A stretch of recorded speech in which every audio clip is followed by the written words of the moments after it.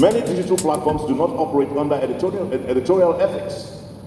They do not fact-check their stories, and they don't have accountability frameworks. And the result is speed without accuracy, reach without responsibility, and influence without verification. And this creates a leadership dilemma. Leaders are now reacting to trending narratives rather than verified realities. A rumor can trend in minutes. A correction may take days. This imbalance pressures leaders into reactive decision-making rather than thoughtful, ethical leadership. This is why credible media institutions, including the channels, BBC, CNN, and the like, and other reputable outlets remain essential. And they remain essential stabilizing forces in democratic society. Another powerful way media influences purposeful leadership is through visibility. Who the media chooses to highlight becomes who the society chooses to admire. If the media consistently glorifies controversy, society normalizes, media amplifies integrity, innovation, and service. It nurtures value-based leadership. At the Channels Media Group, we have deliberately given prominence to civic reformers, youth innovators, policy thinkers, community leaders, and ethical public servants, not because they are loud, but because they are impactful. And by showcasing such individuals, the media subtly communicates this is what leadership should look like. And that message influences emerging leaders, including many young Rotarians. Let me speak about interviews, a core component of broadcast media. At Channels Television, our policy interviews and flagship programs are known for asking difficult but respectable questions. Respectable questions. And this is intentional, because ethical leadership should not fear scrutiny. It should welcome informed criticism. And third, leadership communication becomes more structured. This is a far cry from hostile sensationalism, which often produces defensive and unproductive responses. So responsible media does not attack leadership. It strengthens leadership through intelligent accountability. Let me talk about the Rotary ideals and media responsibility, a natural alignment between us, which you're very well familiar with. The media, when properly guided, operates on similar principles. We operate on truth, fairness, public interest, and accountability. Both the institutions, the media and Rotary, influence society. Both shape public trust, and both promote ethical behavior. Rotarians build goodwill through service projects.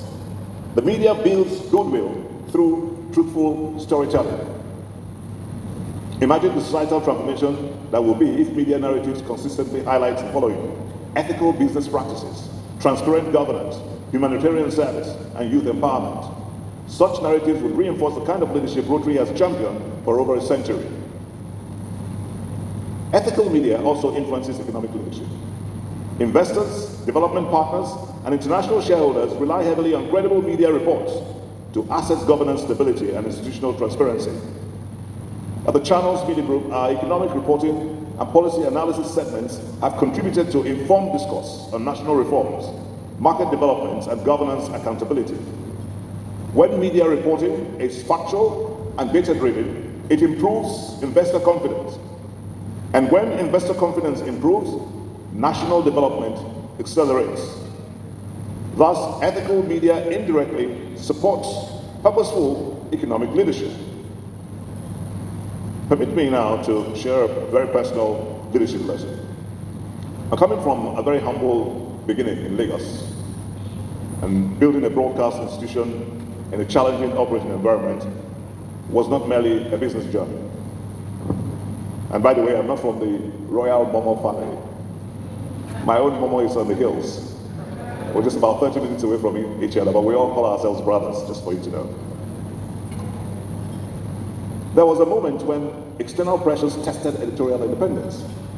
Moments when taking the easy route would have been more profitable or more principled. But we chose principle. There was a time when we had We could, at those formative, those fledgling years, we couldn't pay salaries. As you know, when there's a startup, you're starting new things. For 2 years we operated, there was no advert. So you can imagine when you have a bag of cash that pays the salaries for 1 or 2 years, and yet you were to bend the principles. If you know ethics and you have integrity, you will not. And which is what we did. We chose the principle. Because once a media institution loses credibility, it loses its moral authority to influence leadership. And once moral authority is lost, influence becomes noise. And we're going into the election cycle. And I know that very soon you will have all sorts of comments about one media supporting the opposition or government, or one leading to government or opposition. They always say so to channels. Each government that goes or comes says that the channels is against them. We're not against anybody. We report the truth and we're on the side of the people. What is it that leaders should do? That's what we focus on. Once moral authority is lost, influence becomes noise. Today, as Channels Media Group continues its evolution, including digital transformation and broader Pan-African engagement, our ethical foundation remains our most valuable asset. Not technology, not infrastructure, but trust. Let me also caution that irresponsible media can damage ethical leadership ecosystems. When misinformation spreads, public trust erodes. Institutions are weakened, conspiracy narratives grow, and leaders then spend more time managing perception than solving the real problem. This is why media literacy and ethical journalism must be strengthened across Africa and beyond. So what's the way forward? Strengthening media for ethical nation building. How can the media more effectively influence purposeful and ethical leadership going forward? First, by deepening commitment to fact-based journalism. Second, by investing in professional training and editorial standard. Third, by resisting undue political and commercial pressures. Fourth, by promoting civic education and responsible discourse. And fifth, very important, by collaborating with ethical institutions like Rotary.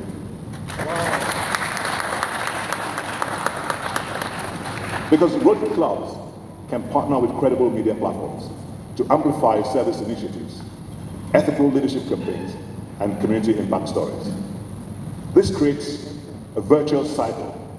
Service inspires media coverage inspires more service, and society benefits. Let me close before I bore you. Distinguished Rotarians, ethical leadership does not emerge in silence. It emerges in environments where truth is visible, where accountability is respected, and where service is celebrated. The media, when guided by integrity, becomes more than a broadcaster of events. It becomes a builder of conscience. As leaders in your professions and communities,